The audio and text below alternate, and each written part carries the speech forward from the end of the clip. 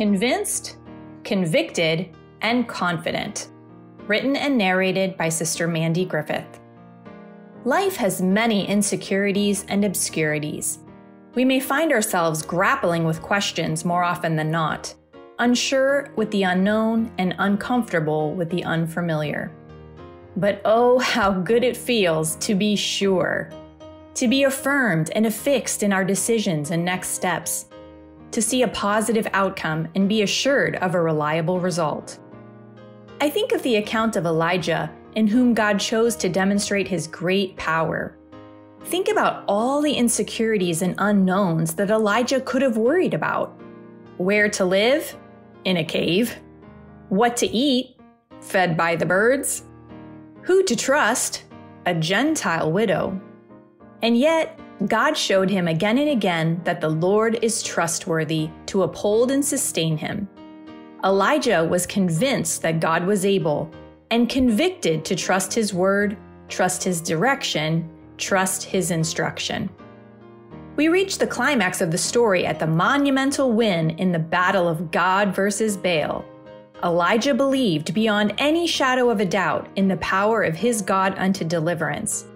No longer did the people halt between two opinions, but after witnessing the God of Israel send fire from heaven to consume the altar, the people proclaimed, "The Lord, He is the God." Read the full account in 1 Kings chapter 18. All were convinced. All were convicted. But what happens next is just icing on the cake.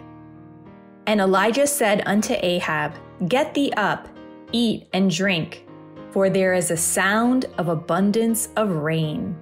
1 Kings 18:41.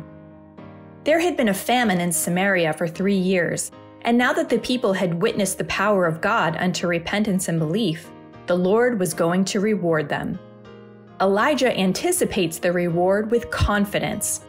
After 3 years, God is going to end the famine and allow it to rain upon the earth. But notice how he tells Ahab to get ready, I hear rain coming, beforehand. He had full faith that God would deliver after defeating the prophets of Baal, and he had full confidence that he could declare that the rain would fall in abundance before it even happened. Do we experience that same expectation and faith when we've tried and proven the Lord? Another answered prayer, another deliverance, another healing, another rescue. Not only are we convinced that He is able, we're convicted that He is trustworthy, and we're confident in our expectation to speak boldly of what our God can do. It feels really good to be sure. So trust God in the unknown and rely on Him with the unfamiliar. Be affixed in seeking Him for a positive outcome, and be assured He can produce a reliable result.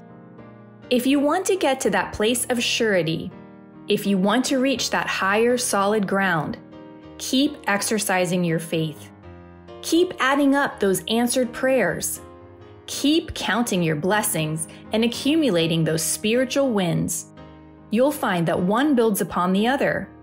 Convinced, convicted, and confident that the Lord, He is the God who can be trusted in all things.